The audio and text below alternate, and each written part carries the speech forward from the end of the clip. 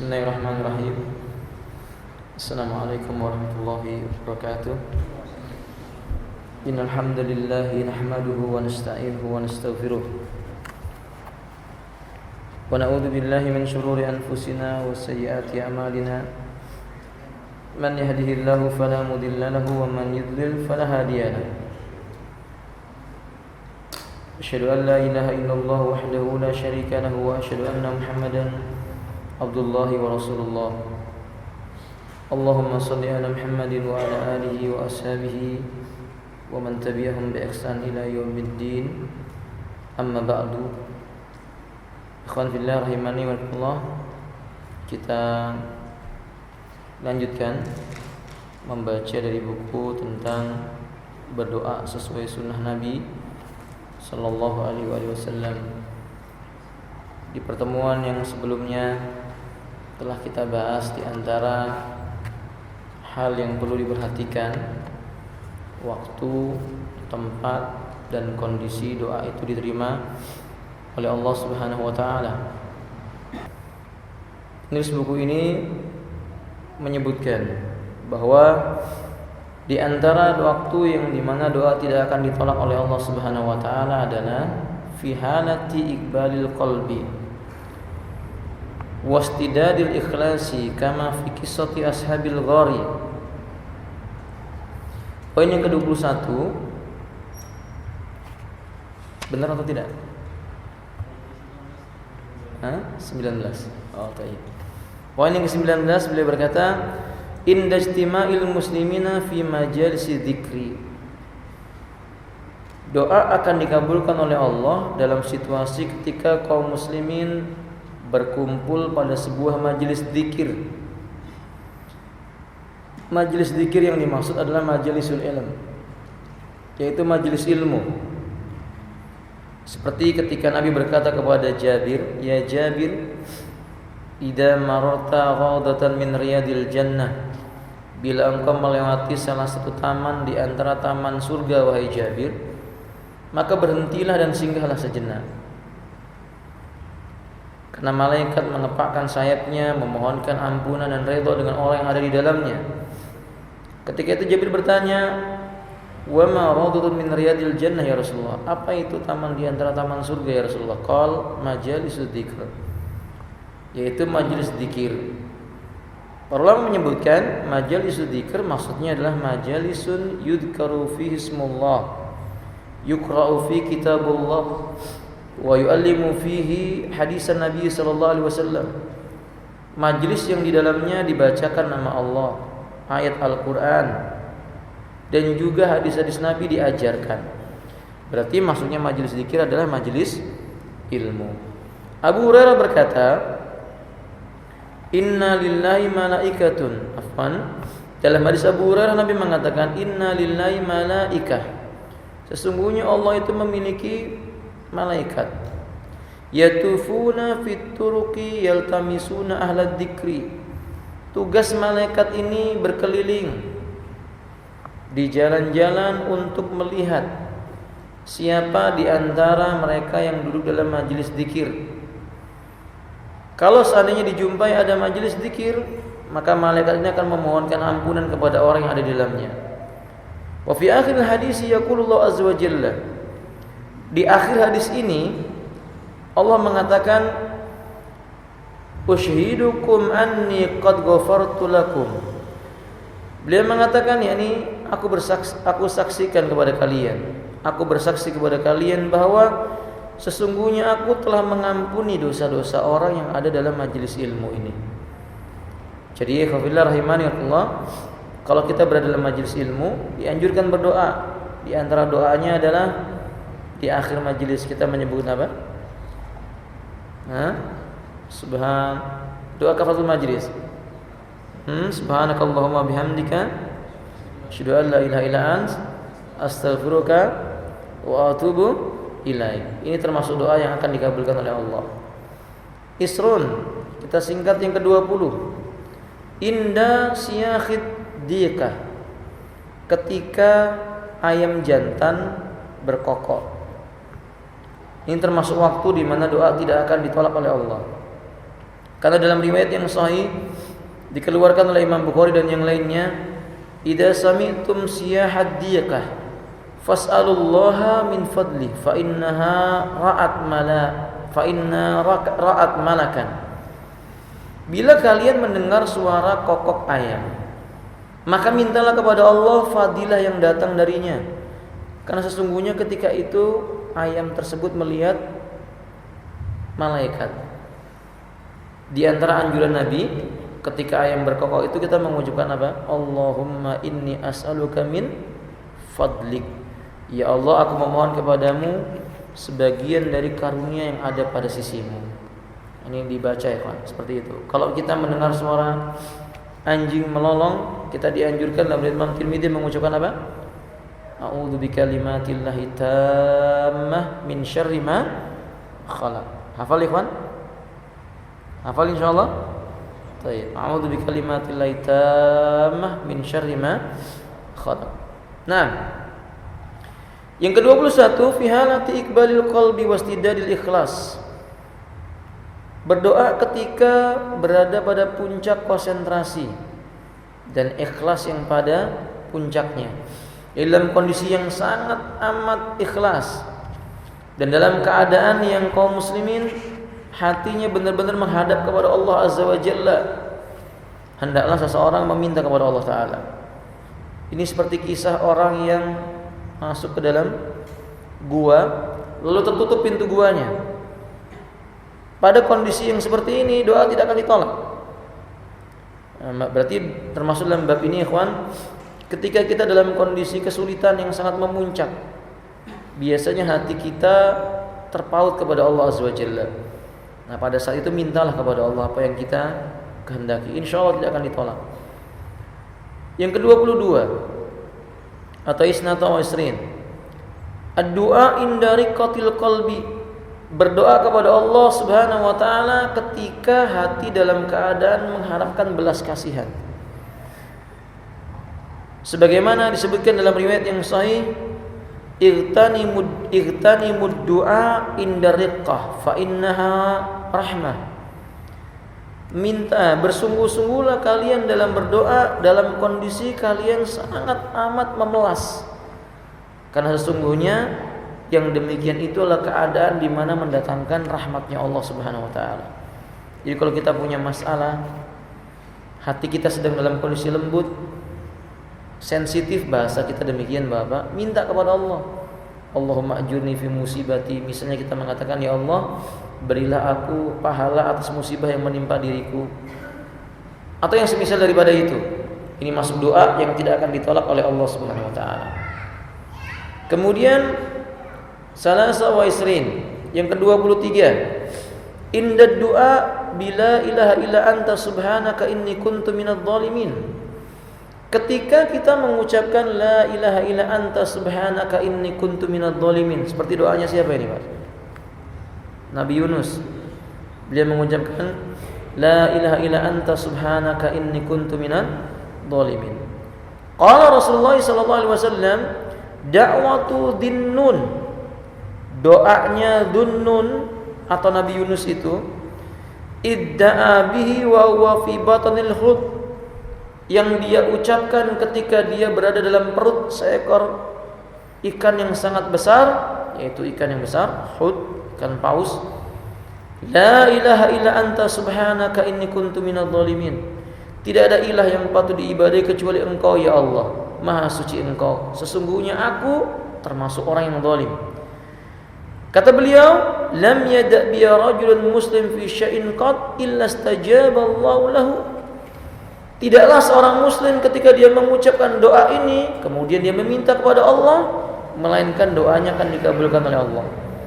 Jadi Bapak, ketika kita mengucapkan la ilaha illa anta subhanaka inni kuntu minadh dhalimin, Allahumma ighfirli dzunubi, Allahumma ighfirli wa li walidayya, dan seterusnya, ini akan dikabulkan oleh Allah Subhanahu wa taala. Sebagaimana tadi janji Nabi sallallahu alaihi wasallam. Nah, wa Dhunnun huwa Nabiullah Yunus alaihi salam. Wa nun al-hud disebut dengan Dhunnun itu adalah Nabi Yunus. Sedangkan an-nun itu ikan paus, ikan yang besar.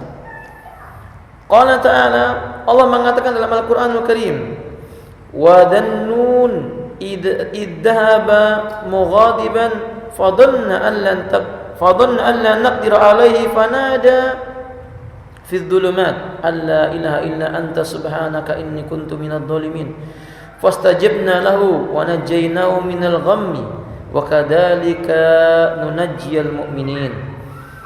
Kata Allah Subhanahu wa taala, dan ingatlah kisah tentang Nabi Yunus yaitu Dhunnun ketika dia pergi ke dalam keadaan marah, lalu ia menyangka bahwa kami tidak akan mempersempitnya, maka ia menyeru dalam keadaan yang sangat gelap dalam perut ikan itu bahwa tidak ada ilah yang berhak diibadahi selain Engkau.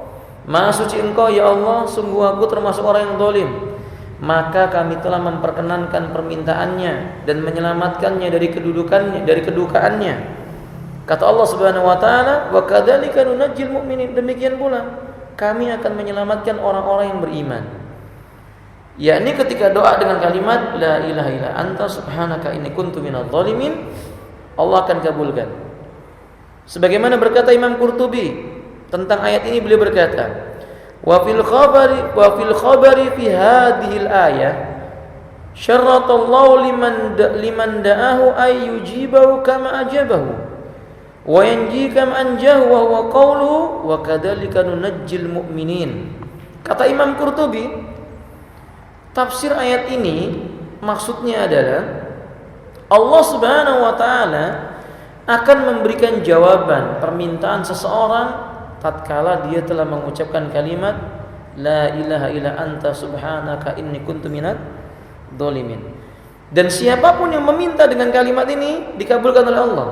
Karena Allah mengatakan wa kadzalika nunajjil mu'minin, demikianlah kami akan menyelamatkan orang-orang yang beriman ketika dia berdoa seperti doanya Nabi Yunus alaihi salam.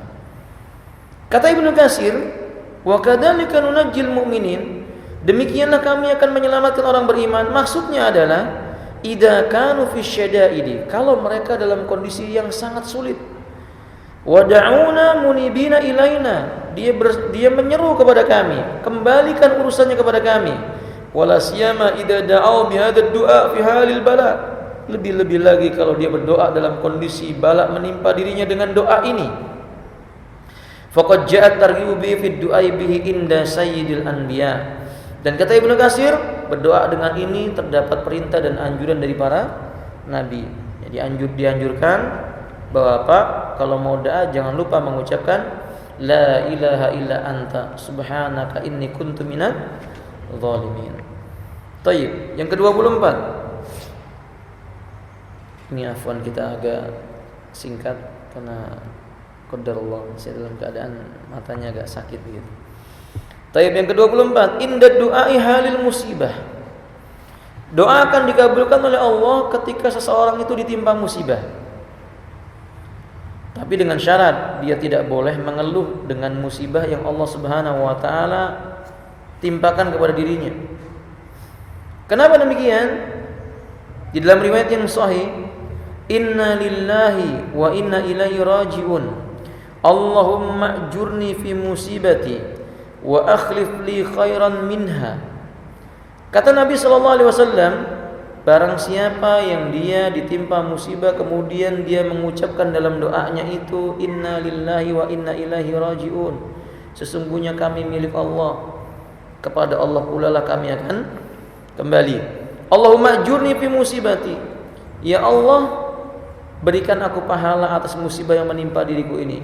Wa akhlif li khairan minha, ganti untukku yang lebih baik dari apa yang telah engkau ambil ini.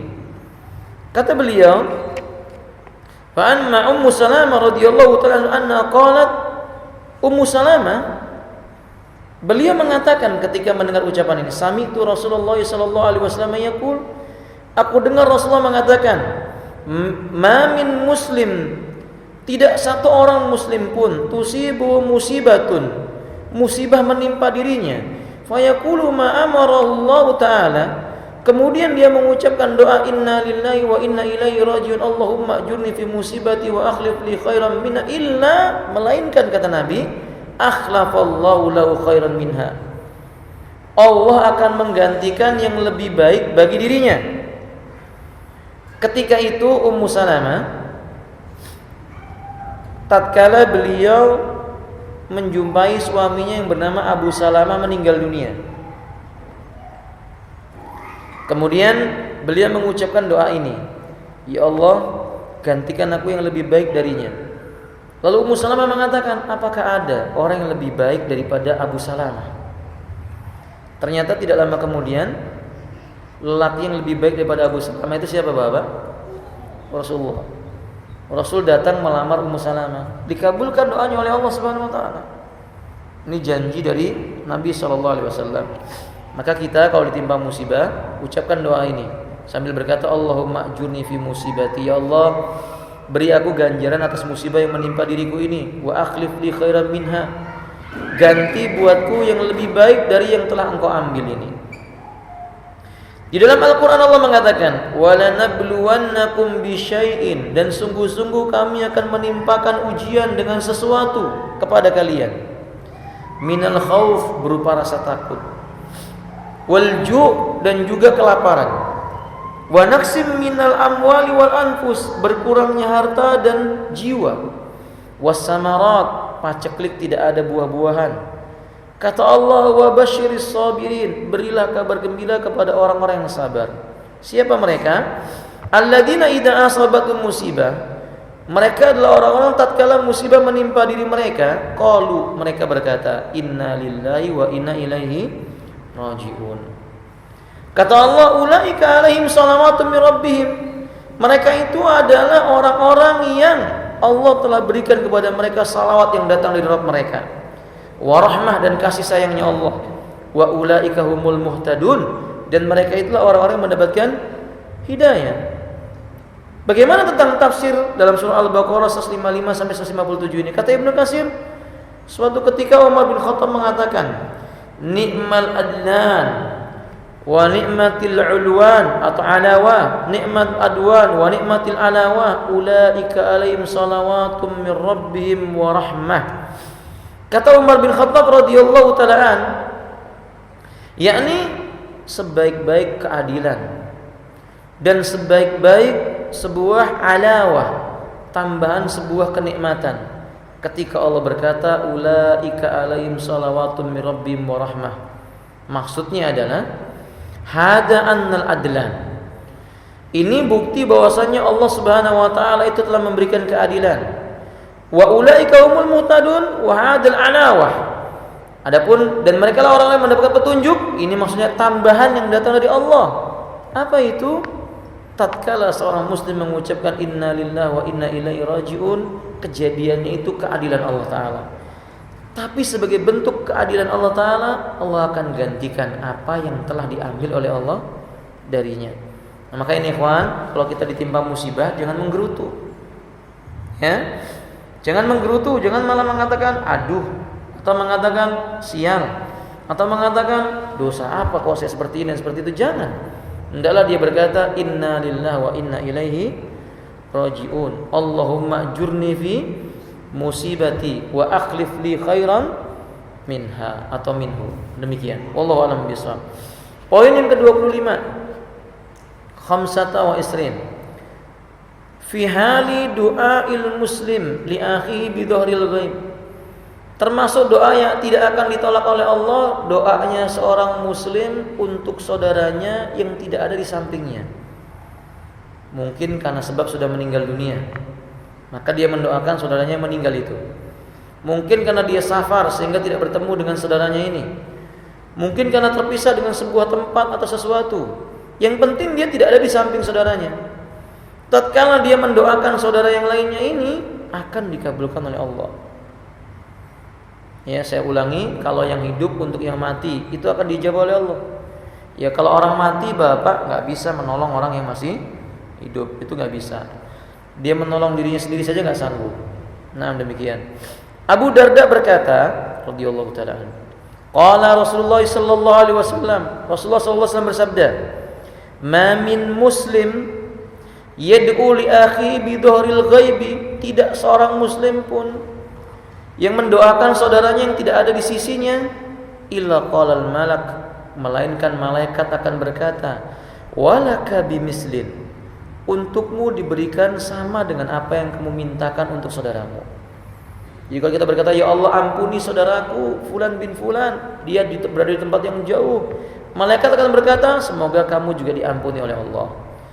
Kalau kita berkata, ya Allah berikan rahmatmu buat saudaraku, malaikat juga akan berkata, semoga rahmat Allah juga untukmu. Doanya semisal dengan itu. Wallahu a'lam bishawab. Nam kadzalika ikhwati rahimakumullah. Kemudian yang ke-26, du'aun nasi ba'da wafatil mayyit. Nah, ini penting. Doanya manusia setelah seseorang itu dipastikan meninggal dunia. Kalau kita menjumpai saudara kita meninggal dunia, segera kita berdoa kepada Allah Subhanahu wa taala. Karena Ummu Salamah mengatakan, tatkala Rasulullah sallallahu alaihi wasallam menemui Abu Salamah yang sudah meninggal dunia, matanya terbelalak. Matanya Abu Salamah. Fa aghmidahu summa qala, maka Nabi menutup dua matanya beliau. Ini tidak menunjukkan orang yang mati matanya terbuka itu su'ul khotimah, tidak ya ikhwan. Karena ada anggapan kalau orang mati matanya terbuka itu namanya su'ul khotimah. Tidak mesti seperti itu. Abu Salamah matanya terbuka. Kata Nabi alasannya apa? Innar ruha, sungguh ruh manusia itu idza qubida, kalau dia dicabut oleh malaikat maut, tabi'ahul basar, maka mata akan mengikuti arah gerakan ruh. Makanya mata manusia itu terbelalak ketika dicabut nyawanya. Fadajjan nasu min ahli faqala, akhirnya manusia yang ada di sekitarnya dari keluarganya Abu Salamah menangis. Kata Nabi, la tad'u ala anfusikum illa bi khairin, jangan sekali kalian menyeru berdoa kejelekan untuk diri kalian kecuali kalian berdoa yang baik. Fa innal malaikata yu'minuna ala ma taqulun, karena sesungguhnya malaikat akan mengaminkan apa saja yang kalian ucapkan dalam doa ketika orang baru meninggal dunia. Lalu Nabi mencontohkan doa yang baik. Allahumma ighfir li Abi Salamah, ya Allah ampunilah Abu Salamah, warfa' darajatahu fil mahdiyyin, angkat derajatnya berada pada barisan orang yang mendapatkan hidayah. Wa khlufu fi aqibi fil ghabirin, ganti baginya yang terbaik dan lebih baik dari orang yang ia tinggalkan. Waghfir lana walau ya rabbal alamin, ampuni kami, ampuni juga Abu Salamah, wahai Rabbnya semesta alam. Wafsah lahu fi qabrihi, luaskan kuburnya.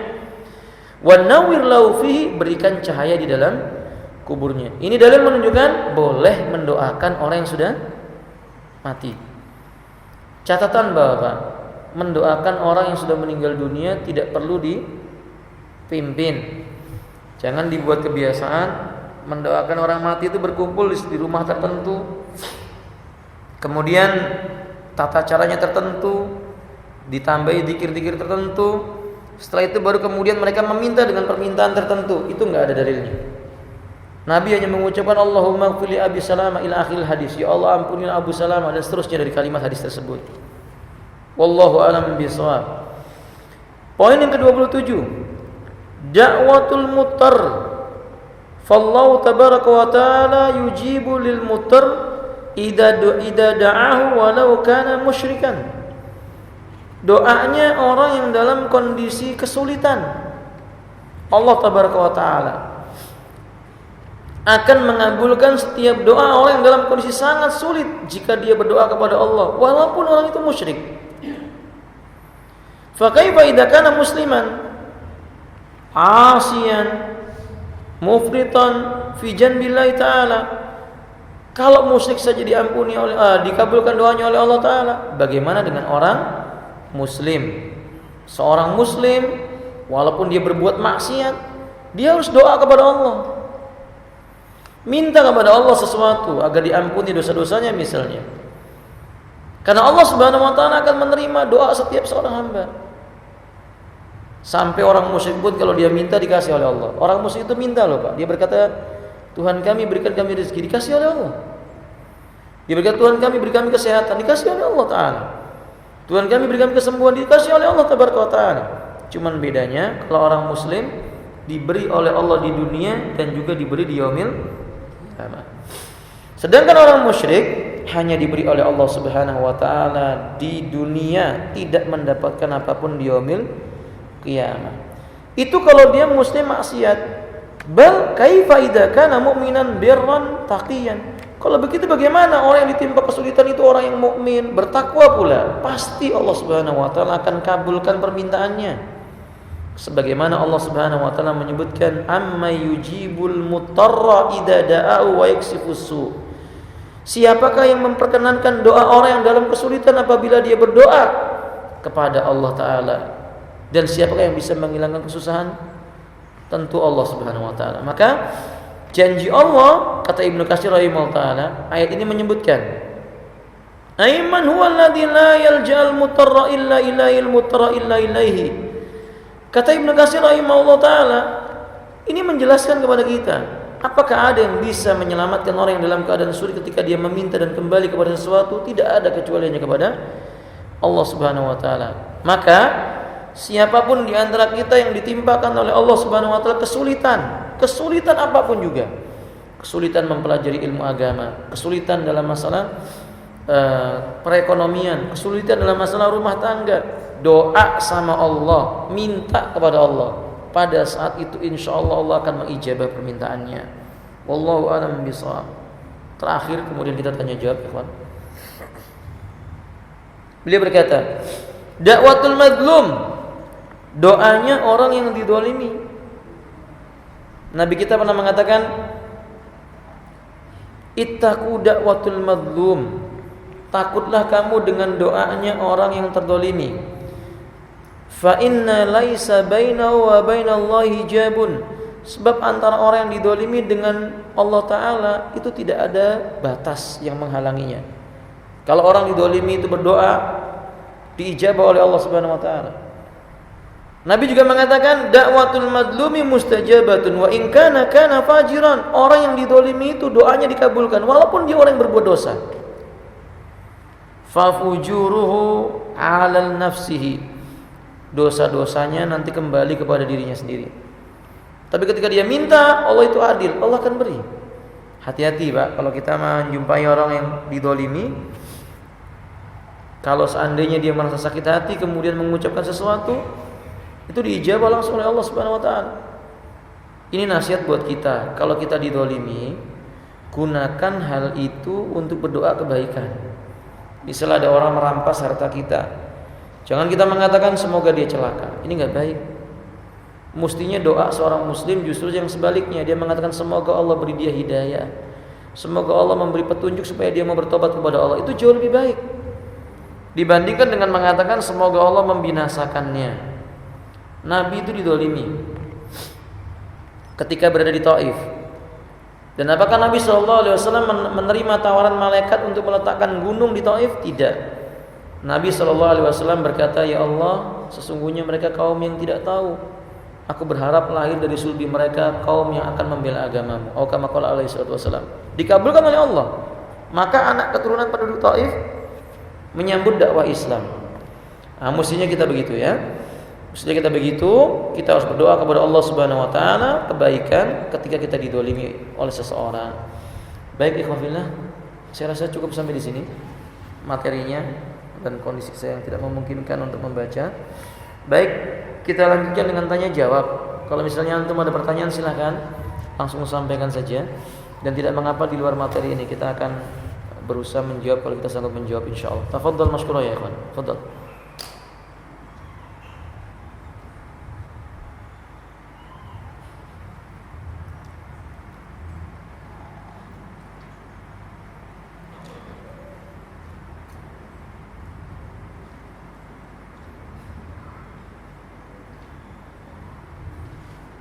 Khalas? Assalamualaikum warahmatullahi wabarakatuh. Silakan Pak.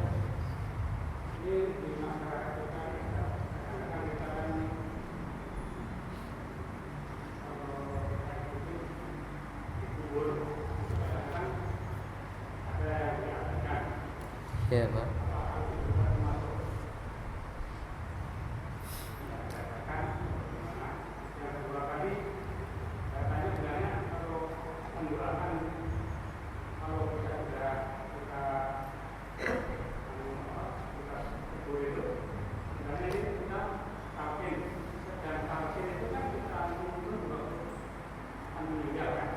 Ya, ya, Pak. Gimana hukum mengadhankan orang yang sudah meninggal dunia? Ini sepanjang yang saya ketahui, nanti ditanyakan kembali kepada para asatidz yang lain. Yang saya ketahui Bapak, Imam Syafi'i berkata, al-adhanu i'lan lidukhuli waqti sholatil maktubah. Adzan itu adalah kumandang panggilan pengumuman masuknya waktu sholat yang wajib.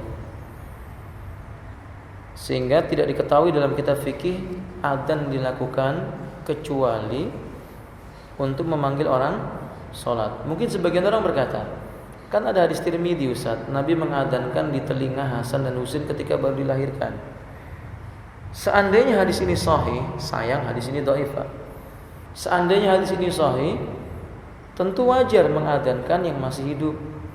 Karena yang masih hidup itu bisa mengambil pelajaran dari suara adzan tersebut. Tapi kalau orang yang meninggal dunia, Allah mengatakan innaka la tusmi'ul mauta. Engkau tidak bisa membuat orang itu bisa mendengar ucapanmu. Orang mati, engkau tidak bisa membuatnya mendengar ucapanmu. Kata Ibnu Abbas, "Lau yasma'u biqaulikum la yastajabu qaulakum." Seandainya mereka itu bisa menjawab, seandainya mereka bisa mendengar ucapanmu, tapi mereka nggak bisa menjawab. Jadi nggak ada faedahnya, Pak. Kalau bapak-bapak mendengar suara adzan, apa yang bapak baca? Misalnya ketika adzan mengucapkan Allahu Akbar, apa yang kita baca, Pak? Sama dengan yang diucapkan oleh muadzin. Nah, kalau misalnya si mayit diadzani, apakah mayitnya akan menjawab? Muadzinnya mengucapkan hayya 'alas shalah, dia jawab la haula wala quwwata illa billah. Ya kalau ini dijawab berarti itu belum apa? Belum mati. Jadi yang saya ketahui kurang tepat mengadzankan orang yang sudah meninggal dunia. Alasan lainnya karena Nabi tidak pernah melakukan hal itu. Padahal istri Nabi meninggal dunia, Khadijah. Paman Nabi Hamzah meninggal dunia.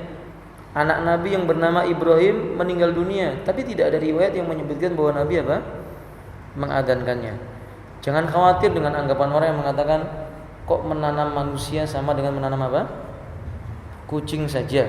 Kita katakan Bapak, bukan masalah menanam seperti kucing atau tidak, tapi karena Nabi tidak mengumandangkan adzan, ya kita tidak kumandangkan adzan. Masa kita berani mengatakan Nabi kok memakamkan istrinya seperti memakamkan apa? Kucing, kan nggak mungkin, kan begitu ya. Jadi kita katakan dalam masalah ini, yang saya tahu dalam masalah ini adzan tidak diperlukan untuk memakamkan jenazah. Yang kedua Bapak, talqin. Saya menduga wallahu a'lam bishawab, talqin ketika ada orang yang sudah meninggal dunia dimakamkan, lalu ada ustadz atau siapa yang duduk di samping kubur itu lalu berkata, Fulan bin Fulan, nanti kalau seandainya datang kepadamu lelaki bertanya siapa Tuhanmu, siapa nabimu, apa agamamu, jawablah Allah Tuhanmu, Muhammad SAW nabimu, Islam adalah agamamu. Yang saya duga mungkin ini salah satu cara untuk mengajarkan kepada orang yang ada di sekelilingnya, supaya orang tahu kalau meninggal dunia dia akan dimintai apa? Pertanggungjawabannya. Tapi ini kurang tepat. Mestinya seperti Nabi mengatakan. Nabi ketika selesai memakamkan jenazah, Nabi berkata kepada kaum muslimin, Istaghfirullaha li akhikum sallallahu alaihi tasbit fa innaul an yus'al. Kata Nabi kepada para sahabat, mohonkan ampunan buat saudaramu ini. Minta agar Allah mengokohkan jawaban buatnya, sebab saat ini dia sedang ditanya oleh Allah Ta'ala. Jadi kita ingatkan manusia, siapapun yang mati akan ditanya oleh Allah. Bukan berbicara dengan orang yang sudah apa? Meninggal dunia. Karena apa demikian? Karena orang yang meninggal dunia sudah tidak menuntut ilmu. Menuntut ilmu itu semasa hidup Bapak. Belajar tentang siapa Allah, siapa nabinya, apa agamanya. Ini semasa hidup. Kalau sudah meninggal dunia, mempertanggungjawabkan ilmu yang dia miliki. Jadi yang saya tahu kurang tepat ini Pak. Terakhir, tapi jangan pula ketika bapak-bapak menjumpai ada orang seperti ini, kemudian bapak bersikap melampaui batas. Tiba-tiba bapak jumpai berkata, ini bid'ah ini, dolalah, finnar, begitu ya. Ya ini nanti musibah yang terjadi. Tidak akan terjadi ketenangan dalam hati kaum muslimin. Mereka melakukan karena belum tahu, diberi pengertian dengan cara yang baik. Memberitahunya pun jangan ketika itu lagi adzan dalam kubur diberitahu, akhi ini bid'ah. Ya nanti bapak dimasukkan kubur juga gitu ya. Sama dengan mereka. Jadi kita katakan masalah ini dibiarkan dulu, nanti di lain waktu diberitahu ternyata yang begitu tidak sesuai dengan sunnahnya Nabi sallallahu alaihi wasallam. Saya rasa demikian, Pak. Wallahu a'lam bishawab. Ada lagi?